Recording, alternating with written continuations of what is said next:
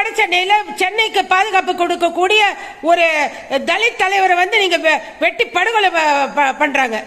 யார் பண்ணது? உண்மையான குற்றவாளி யார்? உண்மையான எஸ்டிஷீட்டர் யார்? உண்மையிலே தலித் மக்களை வாழ விடாமல் செய்வது யார்? தலித் தலைவர்களை படுகொலை செய்வது யார்? தலித் குடும்பங்களை அழிப்பது யார்? RSS. இந்த RSS பாஜகலயும் இருக்காங்க, காங்கிரஸ்லயும் இருக்காங்க, எல்லா கட்சியிலயும் இருக்காங்க.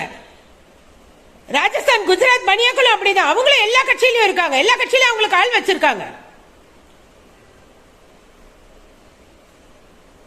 காக்கா தோப்பு பாலாஜிய முறைகேடாக சட்டத்தை உடைத்து என்கவுண்டர் பண்ணிருக்காங்க. மெட்ராஸ் ஹைகோர்ட் ஏன் வேடிக்கை பார்த்துட்டு இருக்கு? சுவமோட்டோவா இந்த கேஸ் எடுக்க வேண்டியது தானே? போலீஸ் ஆபீசர் எதுக்காக அப்படி என்கவுண்டர் பண்றீங்க? கிரிமினல்